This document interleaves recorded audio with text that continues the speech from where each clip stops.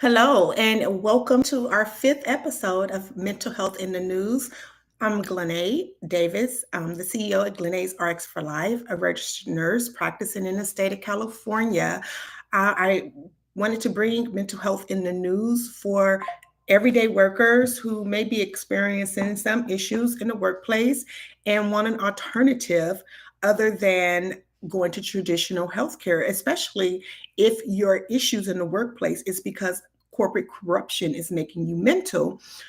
Going to their allies and their system ways is not going to fare well for you, right? We see the statistics all over the place of death, disease, and poverty of our workforce.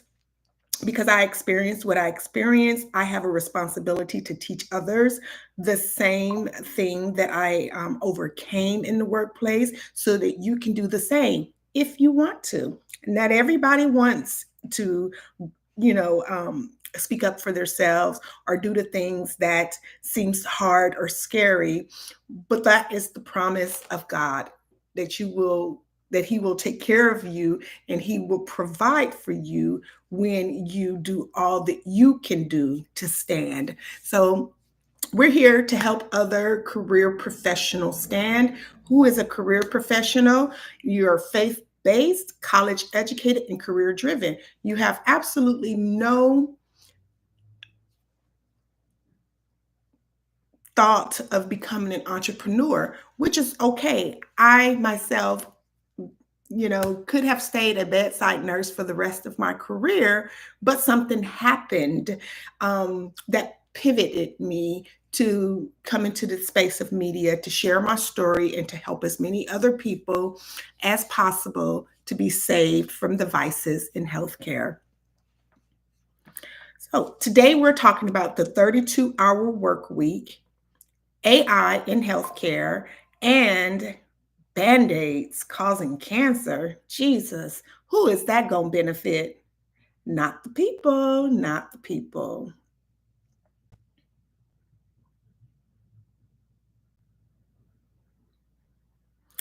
Okay, so what's up with this 32-hour work week? Let's go ahead and get into it. Millions of Americans' work hours would change under a new plan.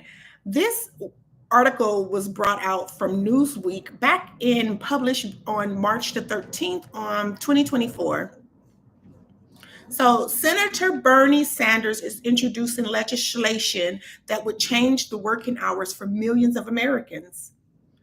Sanders, an independent senator representing Vermont, announced that he plans to file a bill that would establish the 32-hour work week as standard across the United States, while mandating that workers do not lose pay. In a press release on Wednesday, Sanders argued fewer working hours would be necessary to ensure recent technological advances, such as automation and artificial intelligence. Open quote, benefit the working class, not just corporate CEOs and wealthy stockholders on Wall Street, end quote. He goes on to say, and this is a quote, today, American workers are over 400% more productive than they were in the 1940s, and yet millions of Americans are working longer hours for lower wages than they were decades ago. That has got to change, end quote, Sanders said in a press release.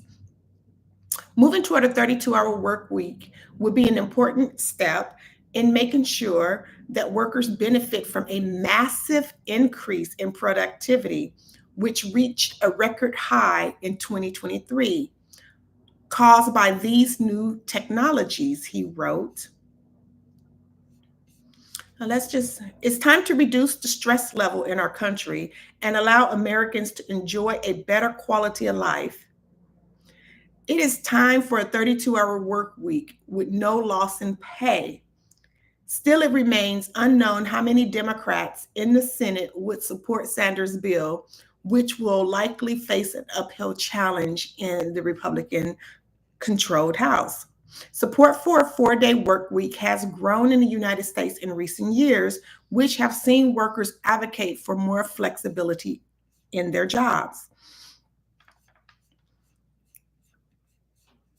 So let me tell you, as a practicing registered nurse, I've often worked 36 hours a week, 3 12-hour shifts, and having 4 days off a week was always, something to look forward to. We could schedule our first 3 days at the beginning of the week and then our next 3 days at the end of the week and have a nice um, amount of days off in between, allowing for you to do a work-life balance type thing, maybe, do creative things at home, rest. However, a 32-hour work week for every industry across the nation, some employers are reporting saying that they don't know how they can be able to meet their consumer demands if they allow this to happen. Others are saying, it works for them. I know that a lot of employees do want an extra day off during the work week so that they can potentially go to doctor's appointments without having to ask for a day off. I want to talk to you about that mindset of having to ask for a day off. What if you decided that you are an employee who is in business and you have these benefits that you have access to? What if you changed your mindset about having to ask for a day off, and instead of just requesting it and just saying, I need this day off, and use your benefits for it? How would that play out for you? So that you're feeling a little bit more empowered. Instead of asking for permission, you're putting someone else on notification.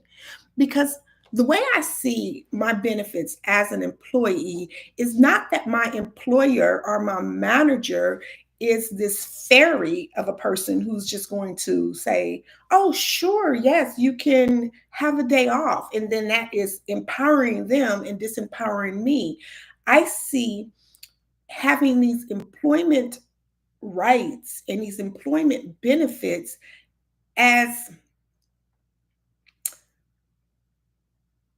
indicators of my strength in employment. Okay. If you need a day off, you put the request in and you're not really asking, you're putting on notification. And this is not to create a hostile environment or to be inflammatory with your employer, but this is to teach you how to speak up and to set healthy boundaries in the workplace, because it's nothing worse than being a full grown adult and feeling like you have to lie about something and feeling like someone else has all the power and control over you when that is just not the case. So things like that disempowers women, right? It disempowers mothers to keep them from going to school activities. It disempowers people because they feel like they have to ask permission as an adult to do something that's important to you, because the operations of a corporation may be impacted, but this is not your organization. You as an employee should only be managed to the fact of the operation, not managed in what it is that you do to get it done. Right? Does that make sense? Let me know if that makes sense to you or not. So a 32-hour work week, what I wanted to bring to your attention about a 32-hour work week is also allowing yourself opportunity to get rest.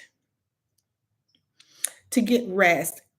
They said that off your back, they've had a 400% more production than in 1940, and that It's off of your backs, which is fine. It's fine. If you don't have a problem with it, then that's fine. I'm not talking to you. But if you have an emotional and a spiritual problem with what it is that you are experiencing, that is something that you have to address. You have to assess your situation and figure out what's working for you and what's not. You can no longer in post-COVID world continue to just go to work and be okay and get along with the get along or get along with the go along.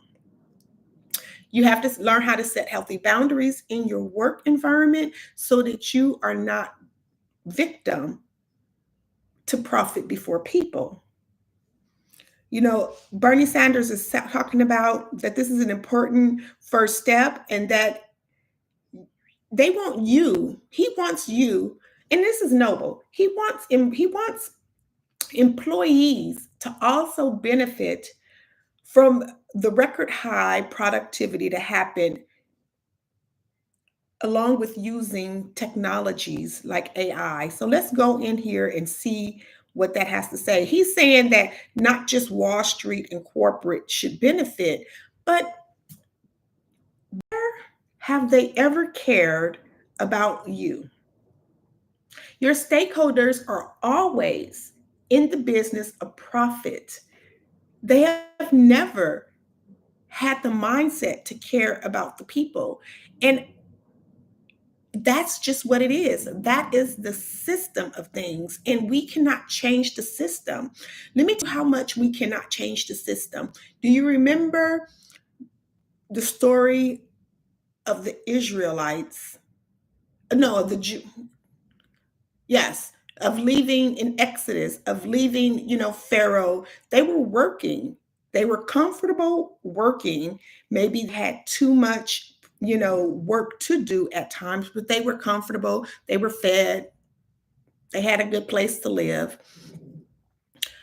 And at the same time, when Moses went in to demand for the people of God to be let go, there was a few times that Pharaoh was going to let them go. And what happened?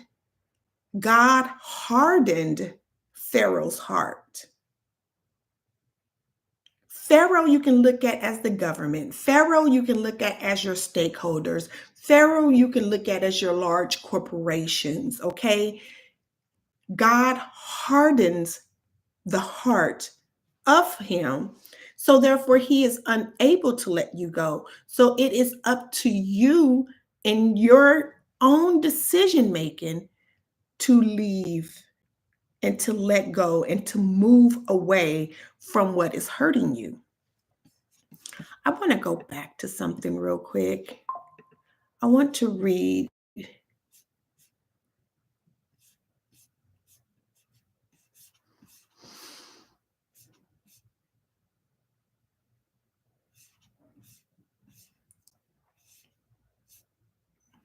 I don't even know where I was.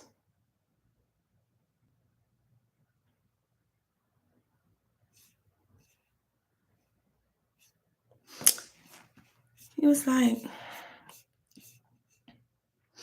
okay. And so this quote also just gives you an indication of how much Pharaoh or the government and the corporations feel that they have over the American people. Open quote, it's time to reduce the stress level in our country and allow Americans to enjoy a better quality of life. It is time for a 32-hour work week with no loss in pay. End quote. That's what Bernie Sanders said. It's a great thought, okay? But no one is in control of your stress level but you. God says in Matthew, did I close that? Just one moment. I talking about technology. I am having such technical difficulties today. Anyway, God says, "Come to me, all ye who are weary and heavy laden, and I will give you rest." So there's your decision making again to be able to go to your loving God and get the rest that you need. And I know that you're worried about finances and all of those things, but do you believe God? Do you believe in Him? Do you believe His word? Because if you're worried about all of those things, then you're not trusting a loving God to take care of you when work becomes overbearing for you, when corporate corruption is making you mental. You have to, judge yourself on that. You have to think about that. I know I had to think about it. I had to think about it to the point where I was so sick. I almost lost my life behind job stress.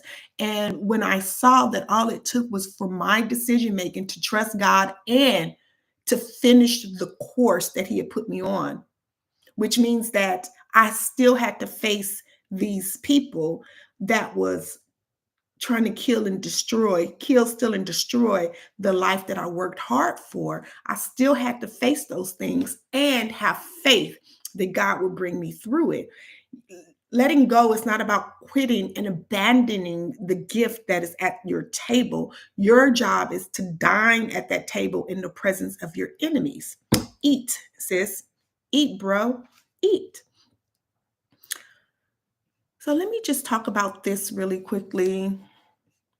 I'm sorry. I'm having some technical difficulties over here, so my flow is not going as well as what I expected because my screens are not opening. According to the Bureau of Labor Statistics, productivity increased by 2.7% in 2023. In the fourth quarter alone, labor productivity grew by 3.2% in a non-farm business sector and by 1.3% in manufacturing sectors, more than double the rate of 2005 to 2019. So it goes on to talk about the millions of dollars in the gross domestic productivity and how much these companies are making off of increased labor productivity brought on by dedicated employees. Bank of America reports an increase in labor productivity was mainly driven by the resilience of the US economy and advancement in artificial intelligence. According to previous report by Bank of America, the deployment of AI in several factors can be associated with gross domestic products, gains driven by higher productivity and product advancement. Gains in the service industry, which includes health, education, public services, and recreations, could add 21% to gross domestic productivity by 2030. The report says this is mainly due to the healthcare sector, which should see greater personalizations and quality improvement in medical advice. So there's a report saying that with the introduction of AI in healthcare, we should see a greater personalization and quality improvement in medical advice. For who? Because if you're anything like me, Black, working with a disability, facing corporate corruption, needing spiritual advice for the spiritual warfare that's taking place in the workplace, needing mental health help, at least that's what I thought at that time, but instead being drugged, being diagnosed, and facing devastation, I didn't have a leg or a hope to stand on. Well, I had hope to stand on, but I just didn't know how to stand in that hope because there was no medical professional who was reminding me that God is using me in the workplace to overcome corruption and save my soul. So that is why I'm here to help you understand what it is that you're facing and the consequences that you are facing if you do not handle the business at hand. Be about your Father's business when it comes to workplace issues so that you overcome and that so the consumers who you are caring for, whether or not you're in the healthcare field, aviation, lives lost are not on your hand. Their blood is not on your hand. Okay. So, what I want to really talk about is AI in healthcare. Is it good or is it bad? I'm going to say, as of today, I don't think that it's a good idea. And here's what you should do. I don't think it's a good idea, number one, because we already face bias in the healthcare sectors. And so the data being fed into these AI technologies is also going to be bias driven. Black women are already being treated based off our skin color and not our symptoms. So just imagine having an issue like you already go to the doctor and are facing unconscious bias because of who you are and because of who they are and who they represent. They represent the productivity and the driving force of corporations. So already you're facing a bias. You're facing a wall that you should not have to comply to because you're a human being and they are not human beings. And they're not human beings because they have given over their breath to an industry, a corporation that does not exist. They're expecting you to do the same so that you can keep your paycheck and your way of life. God is expecting you to turn from your idols in the workplace so that he can give you life and get you over that obstacle so that you can get into your promised land. Everything that you go through in the workplace is biblically based. You can find your answer to what it is that you're experiencing so that you can overcome it. It is really that simple. You can start with the book of Exodus, 40 chapters, read it for 40 days, study it, read it in the morning, to just read it at night when you come home from work, study it, write down words, study to show yourself approved. It is a difficult path, but it's doable. It's more difficult to comply with the corporations so that you can maintain your lifestyle and maintain your paycheck and your health benefits, which you're going to lose because all those things are death, right? What you want to do is make decisions that is based on life. So it's okay to be risking. Don't be risk adverse in here because this is your life and your soul and your health that you are fighting for. War for it like it makes sense, like it matters to you. You do not want to be caught up in just being another number in healthcare. This is not the life for you. Okay. You are a gifted and talented person. So, and I say that to say that if, not if, but healthcare is moving towards AI, you can absolutely protect your health and not needing an AI assisted surgical intervention if you make the decision to take care of your life and to follow Christ right now when you're dealing with corporate corruption. You will not get sick when you make the right decisions. You come as you are to this loving God, no matter what your protected class status is. I don't care if you gay, I don't care if you black, I don't care who you are. Bring yourself to God and he will clean you up and get you through that system. And you will never want to go back to sinning, which is corruption. So, corporate corruption, we can look at the system and what it's doing, or we can fix ourselves so that we don't fall victim to the sights of what the system is doing. You don't have to live like that. You can just sojourn through this world unscathed by its, the wiles of the devil. I promise you, I did it. The Bible promised you. Trust it. So, yeah. So, artificial intelligence, unconscious bias. I mean, who's human? What's going to be real in your life? Who are you going to have to help you overcome a system you don't even know how to fight? I have successfully fought the system and overcome it using the gospel of the kingdom of God. And I want to share that with you. Speaking of healthcare, oh Lord, when I found out that these Band-Aids have forever chemicals in it, Johnson and Johnson Band-Aids, let me get to this article. I guess I wasn't surprised. I just wasn't surprised. So it says bandages contain cancer causing toxic forever chemicals, study reveals. This is from Business Standard.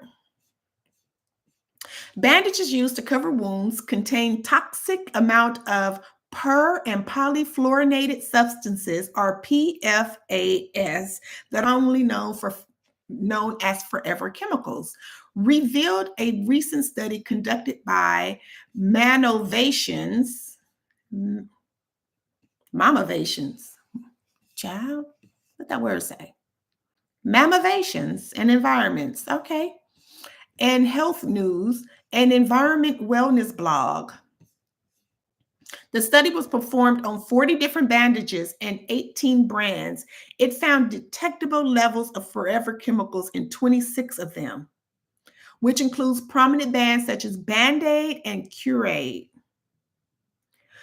Such substances are known for their negative health effects like decreasing the immune system, performance, and vaccine response.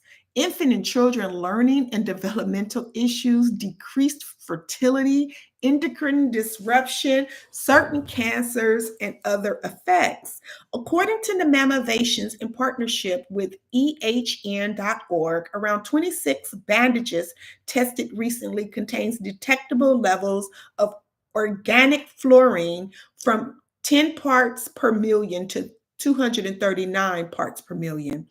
Scientist emeritus and former director of the National Institute of Environmental Health Sciences, Linda S. Burnham, said that it is concerning to learn that bandages applied to open wounds could lead children and adults to these forever could lead children and adults to these PFAS, forever chemicals.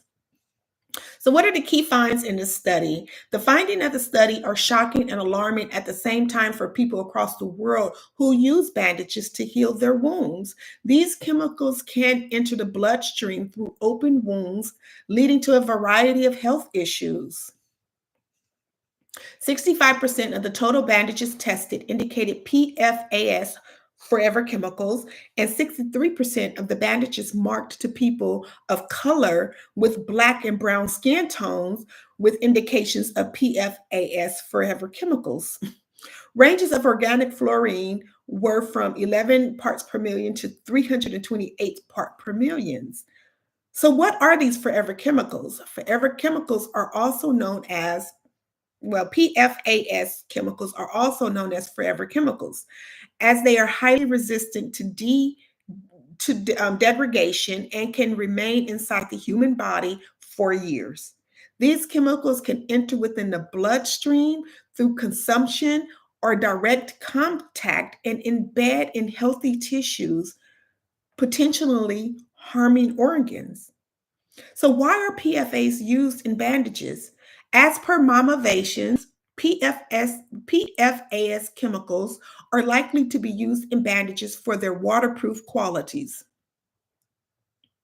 These chemicals have been linked to different health concerns, which are related to growth, obesity, and reproduction, and different tests for cancers. However, these forever chemicals substances are synthetic chemicals resistant to heat, grease, oil, stains, and water. This can be found in products like adhesive, nonstick cookware, and food packaging.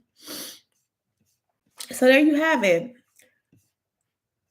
They would rather introduce chemicals into the body of our children and any person who is using band-aids and curates to heal a cut or a wound on their body so that these bandages can stay on the body and be water resistant. What would you rather? What would you rather? Would you rather, change a bandage if it got wet, or maybe added on maybe some cotton and some tape or something underneath a bandage that is actually there to do no harm? Healthcare is supposed to be an industry that does no harm.